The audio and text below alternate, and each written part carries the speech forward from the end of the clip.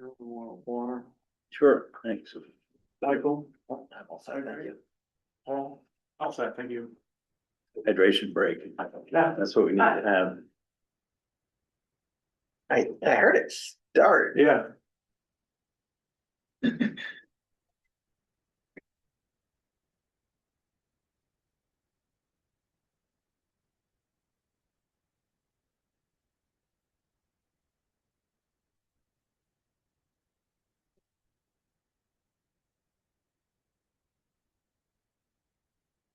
Thank you.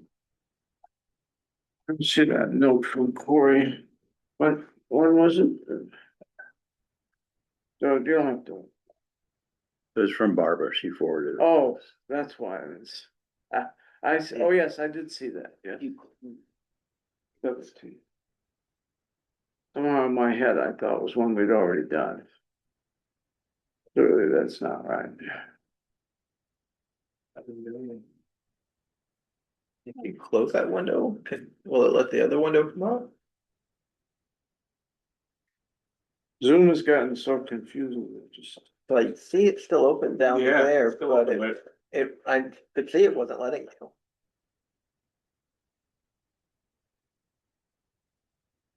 You know what? I wonder if it popped up on her other screen. Oh, But it did.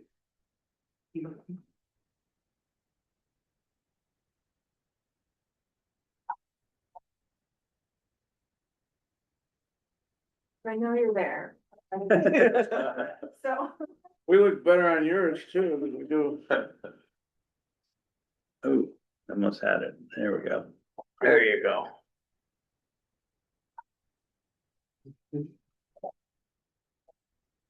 There. Right. Good afternoon and welcome to the July 23rd workshop for the Board of Harbor Commissioners for Portland Harbor. Harbor Master, if you can call the roll. Commissioner Carter, Here. Commissioner Henshaw, Here, Commissioner Monvote, Here, Commissioner Cummings, and Commissioner Wilson. All right, so yeah, our first item of business today is a mooring permit application from the city of city of South Portland, sorry, for the Pearl Street Forest Main project. And with that, I'll go ahead and hand it over and Sure. And so, okay, great. you can sit in Jim's seat if that makes it easier for you. It might be easier so that I'm not blocking you guys.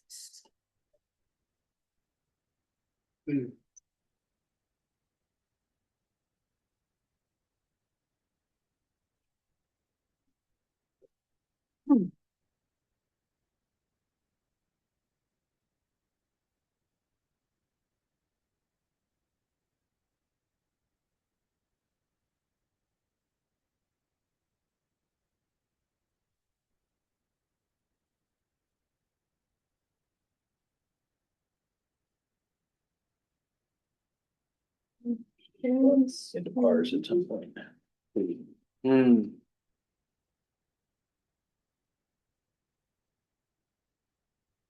Three times. All right.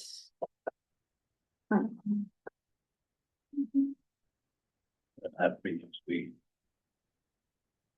I'm pretty good next week if you let me know what's good for you. I can check with Barbara too and see. I think she was for it. All right. Ready for me to get started? yes. Perfect. So hi, I'm Lauren Sweat. I work for Woodward and Curran. My colleague Janet is here. And we are the agent for the city of South Portland. And I did see Lacey Kramer from the city of South Portland joined virtually as well. So she was on the list on there. And so we submitted an application for marine construction for your consideration, specifically for the installation of two 20-inch force mains within the Fore River in South Portland.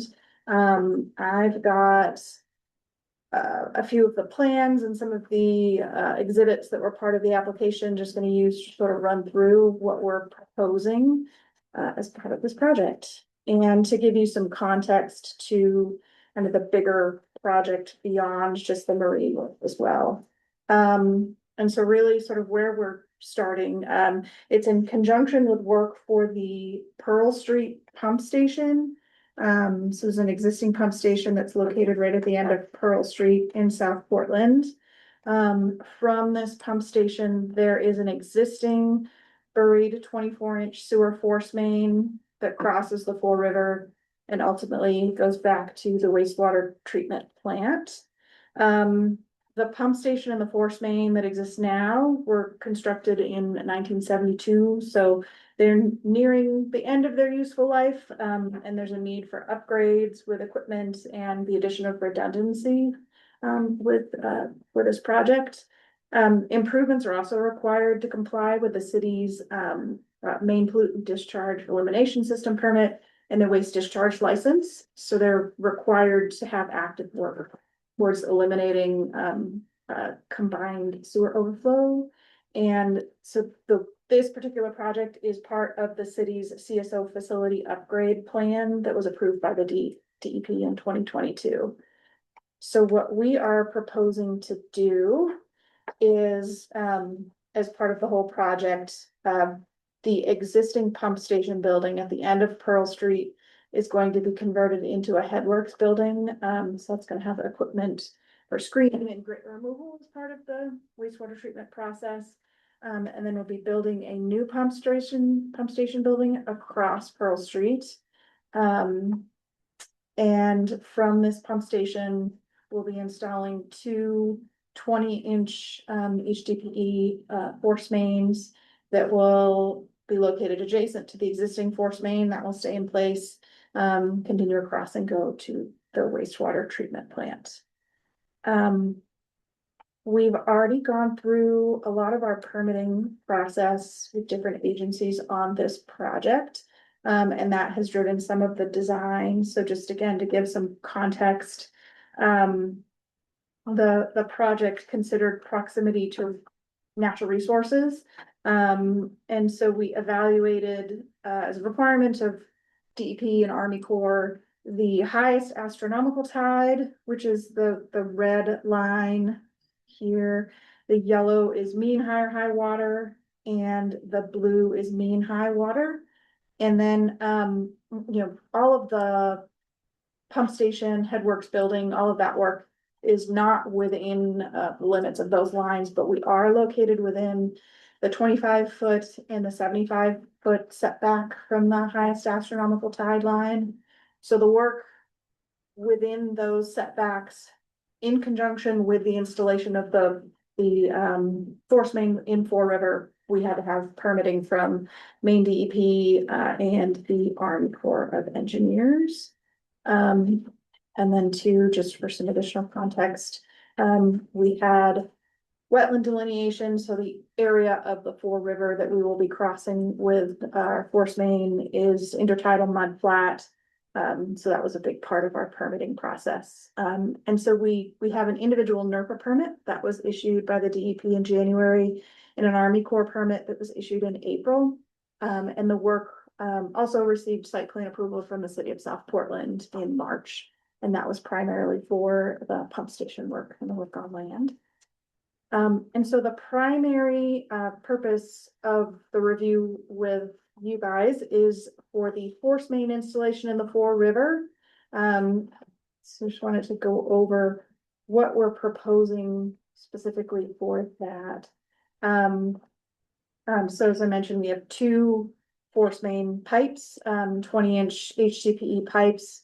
Those are going to be installed with 4.5 feet of cover. And the pipes will be installed within crushed stone bedding, 3/4-inch crushed stone. The clay excavation from our trench is just going to be side cast during installation to allow for the installation of the crushed stone and the pipe. And then all of the removed material will be put back into the trench. So there will be right after construction, a little bit of mounding just because of the area where the pipe and the crushed stone goes, but just anticipating that that will dissipate over time, with tidal action. And we will also be installing precast concrete anchors on the pipe at intervals along, both of the pipes, just to help with buoyancy issues, both during construction and, after construction, if in the case that the pipes are empty or, we've gone through the calculations just to make sure we've got enough weight in there so we don't have any issues. All of the in-water work is going to be completed by equipment from barge. And the contractor will be responsible with how they sequence the work, and stage it to minimize impacts. So we're not gonna have a situation where the whole thing is excavated and they go in and put in all of the pipe. It will be, sequenced appropriately. And so again, for context, taking a look at the harbor chart, if it moves for me, there we go. This is our project location. So with the location, the temporary impacts during construction and the final construction condition is not anticipated to impact access to the Fore River with other marine vessels. The work is not near the harbor channel. The marine construction will be staged with barges launching from a site on West Commercial Street. The contractor's in the process of finalizing that plan and exactly where that will sit. And so the project was bid in the spring of 2026, so just earlier this year. And MWH Constructors was selected for the project contractor for the whole project, including the pump station and everything. And so their subcontractor for the marine work is Ballard Marine out of Maryland. We're planning for construction to start later this year with completion in 2028. And the timing of the Fore River work will be driven by our permitting from the DEP and the Army Corps. Between the two permits, the limit of in-water work is between November 8th and March 14th. So we're anticipating that work, this specific work that we're coming to you for a permit for, will be done, completed over this coming winter into spring. So, and so with that, I'd say if there are any, if you have any questions on anything I've described, any of the materials that were submitted, or if you want to look at any of the plans in more detail, happy to do that. I'm curious, what is with a force main, you're pushing pressurized, is it wastewater that you're pushing out through there? Yes. Yep. And have you, since it was installed, have you had leakages or problems with wastewater getting out into the? So they haven't had any leaks with this system? No, nothing that they know of with the existing force main that's been there, and they do flow rates from the pump station, and then as it enters the treatment plants, they're not seeing any loss in flow. One reason we are proposing 2 force mains versus 1 is to give them that redundancy should there ever be a problem. And also the 2 pipes will handle larger flows, help push that combined sewer overflow. So when we get a rainstorm and it mixes in with our storm drain, we don't want that overflowing into Fore River. We want to push that to the treatment plant for proper treatment. So that's the reason for the 2 pipes, and to give them some of that redundancy should anything ever happen in the future. And with the timing, like I mentioned, this is getting old. The force main doesn't necessarily have problems, but they're trying to kind of get ahead of it before they have one of those issues. So, yeah. So what's gonna happen to the existing force main? That'll remain in place. They are going to. Would it be still functional or? So what the goal is, the reason we're building 2 new force main pipes next to us, to keep the existing one online as long as possible, so as not to have to bypass pump during construction. This pump station serves the entire western side of South Portland, so it is a significant amount of user base going to it. Once the new force mains are in and active, new pump station up, the contractor is going to TD the existing force main, see what the condition is. If it's still in good condition, it could be used as a 3rd redundant emergency force main, or it would be abandoned in place with either some sort of global fill or something like that. But until we can look at the condition, we don't know what options we have to move it forward. Thank you. Pretty tidal there, isn't it? Out of the water, low tide. Yes, yeah. Does that give you any advantage in construction or? They'll be able to do the work like in the dry, I mean, not dry, but it will. It does get that, but And they're- though. Nobody anchors there, I would, Mhm. so you're not gonna.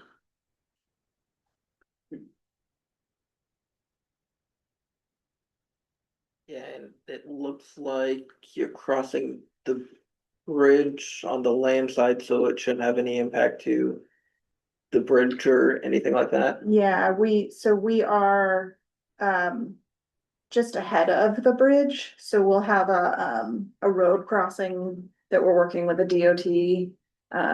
For permitting of that crossing, but we shouldn't impact the bridge itself with this, so.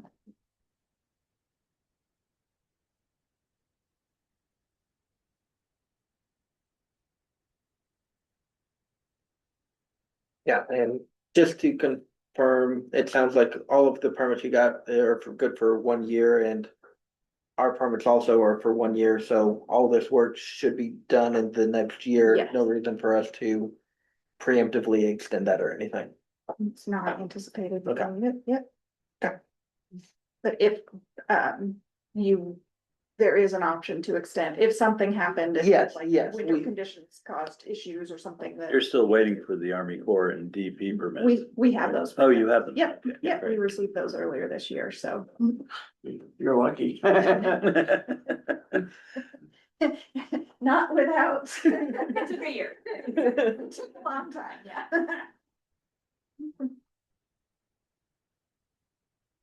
But yes, yeah, we have Yeah. ways to extend Yeah. it fairly easily, so. Anticipating that, all goes as planned, that it would be done by springtime next year, but good to have an option just in case something happens.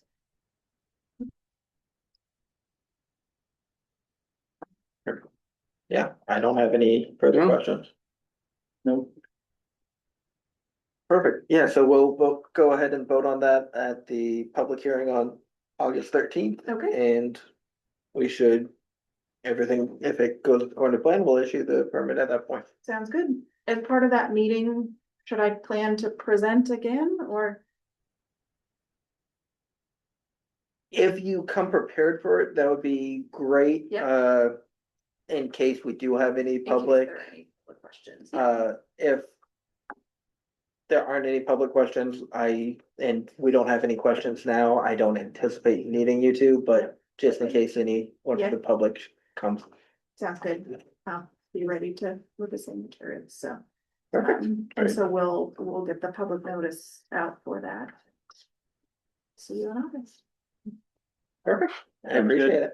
Great. And during the pre-application meeting I had with the city, they just inquire about, permit fees, and I said that, I'm not speaking on behalf of the board, but typically municipal fees are waived. I believe it's in our rules, we waive it for the DOT, City of Portland and City of South Portland.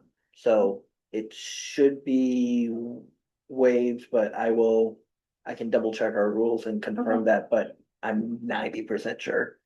Great. All right. Great, Great. thank you very much. Well, thank you.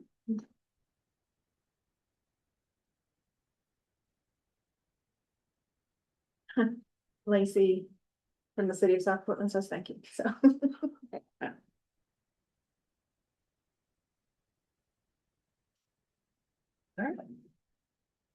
And our next item of business, and I'll let the harbor master do the intro on that one, it's just an update on the job description for the administrative and financial manager, and so the continued discussion of updating the job description and updating the compensation from hourly to salary. Thank you, Mr. Chairman. So this, as the chairman said, is a continuation of your previous discussions about essentially changing the office manager's position from a hourly to a salary position. There were concerns from legal on how that role does independent work versus having to report to the harbor master to do these daily tasks. And I think we were able to narrow it down pretty well. There are a lot of independent operations that this person does, especially in the financial aspect of this agency. So I think the legal was able to go back and really review and kind of add their touch to what they think would be appropriate. And they were able to send something off this afternoon, which is why you're just now seeing it. But essentially, it's really sticking with all of the financial stuff, stays between the office admin and the treasurer. It kind of has that dual responsibility to make sure it's flowing accurately. And then also we called it the Human Resources Liaison on Part B. So really any new hires or any kind of issues that employees have now with respects to tax information, payments, insurance, if it comes down to that, if employees that would kind of funnel through that position to handle all the business side of things. Well, I believe what you have before you is a revised copy that the legal team feels is appropriate to change the status to a full-time year-round salary employee. Right? And you're happy with it? I am, yes. I mean, to my mind, that's what it should be. I mean, functionally, I don't know. What is she working now? She's still 40 hours now, but she's hourly. This will just give a little bit more flexibility with attending these meetings and different meetings that we might have to have her be a part of, whether that's with the treasurer.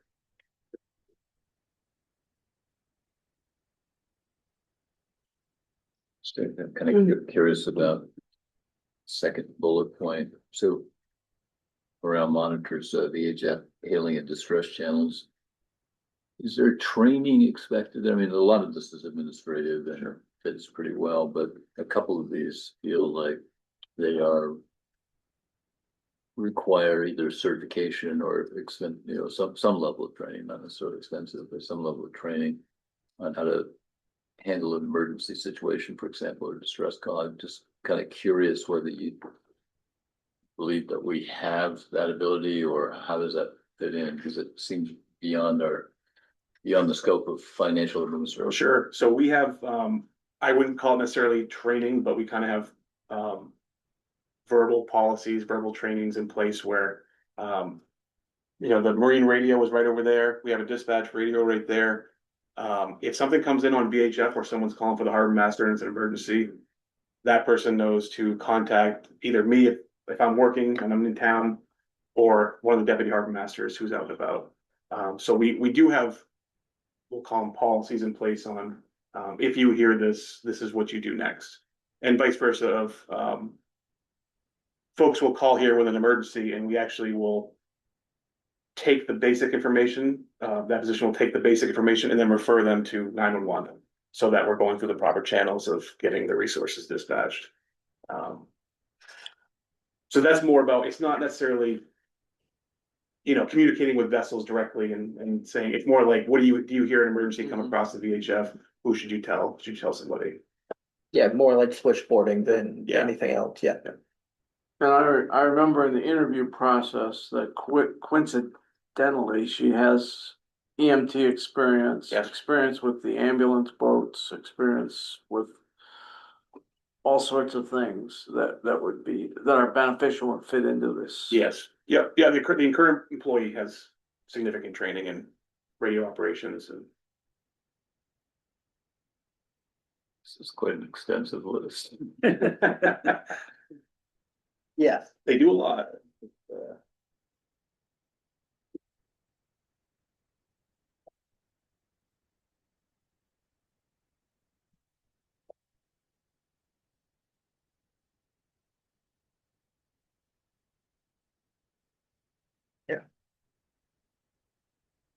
We have an accountant outside the organization that does our annual review, right? Financial? financials, yeah. Yeah, we don't do an audit or anything, they do a compilation. And then both she and I are conversant in the accounting software. But she's gotten very good at it, so I'm happy about it.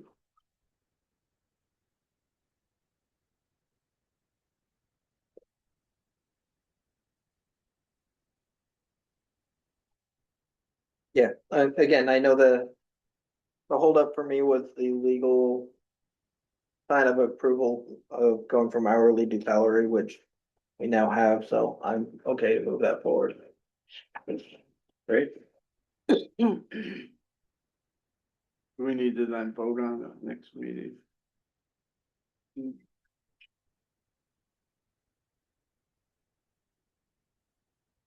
We already voted on the change in salary, which Yeah. would, Maybe we don't have to. I think this could. I'll double check with legal, but this might just be able to be an administrative, Yeah, I mean, I would Change. think, cause we already approved the pay rate, which would be a board decision. and it's an employee, so the job description ultimately is with the approval of the harbor master.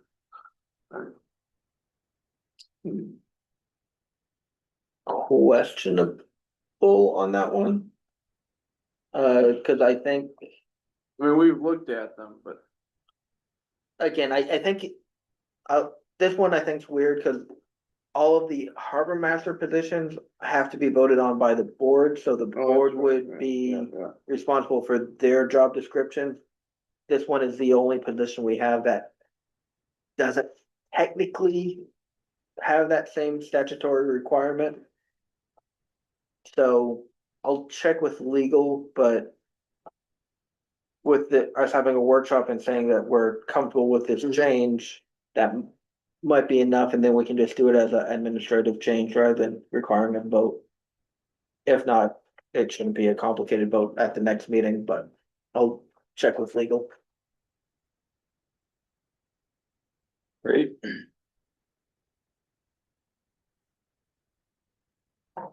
Perfect. Thank you. Okay, yeah, and then passing it right back to you for the harbor master's report. Thank you. We don't need to vote on that. No. We can't vote tonight anyway. Right, yep. So we have, two no wake buoys that people seem to be very happy about. We installed over in Diamond Cove. We've noticed that has been a historic issue over there with folks just blasting through. And we've got reports of, Cocktail codes. yeah, reports of damage to boats up at the docks. And I'm not saying that there aren't other issues across town, but that's been historically the one that we're hearing a lot of complaints about. No wake buoys only keep the honest people honest, but at least we're making an effort. We did work with Casco Bay Lines. They had a concern. Of course, we placed initially the buoys right in the channel because we're trying to get everyone's attention. The ferry captains had a slight concern on their position, so we worked with them to slightly shift it off so that ferries can get through without conflict. So those are two new lighted no wake buoys out there, and they will come out seasonally. We'll take them out probably sometime in November. The only other big thing to report on is there was a sailboat fire at Aspasia a week ago. Monday. A gentleman was refueling his cooking stove, and it was still hot from dinner and ignited with him still in it. He got out with minor burns, but the boat was complete loss. Again, the Portland fireboat was amazing. So where the sailboat was almost near one of the very end of the slipways. So that would have been hundreds of feet for the fire department to have to drag hose out. As I was coming down, I heard dispatch say, or the firefighters say that now the dock was catching fire and they were afraid other boats were gonna start going up. So the Portland fireboat came over, did an amazing job.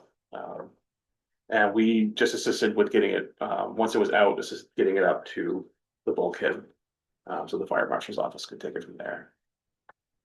Other than that, just daily operations. It's still busy out there. It's starting to actually feel like summer. Yeah. I mean, the temperatures felt like summer, but the Yeah. boats are finally in the water and people are really enjoying it, so.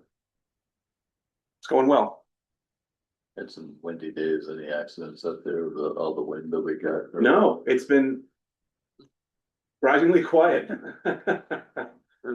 Everything's smooth with the assistant harbor masters, it seems like. Everything's great. Yeah, I think we have a really good team.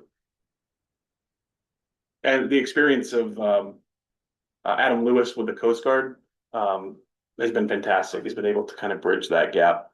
Not that there was much of a gap, but he knows the ins and outs of the Coast Guard station, so it's great to have that liaison.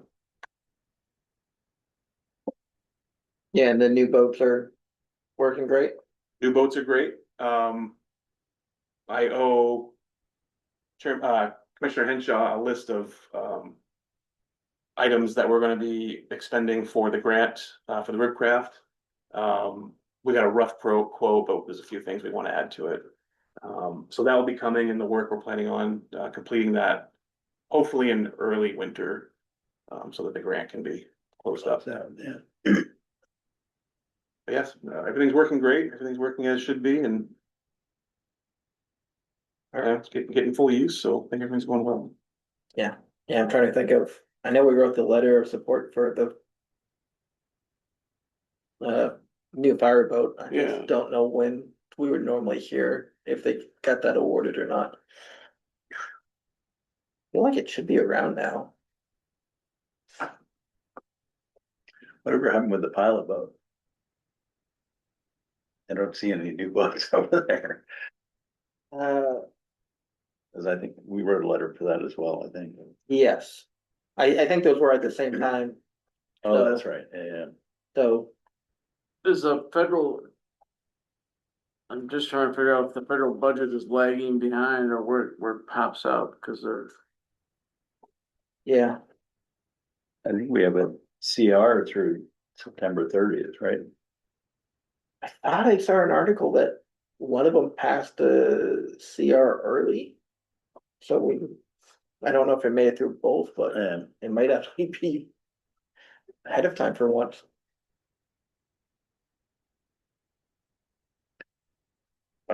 Okay. Any commissioners' comments? Perfect. With that, we are adjourned. I would note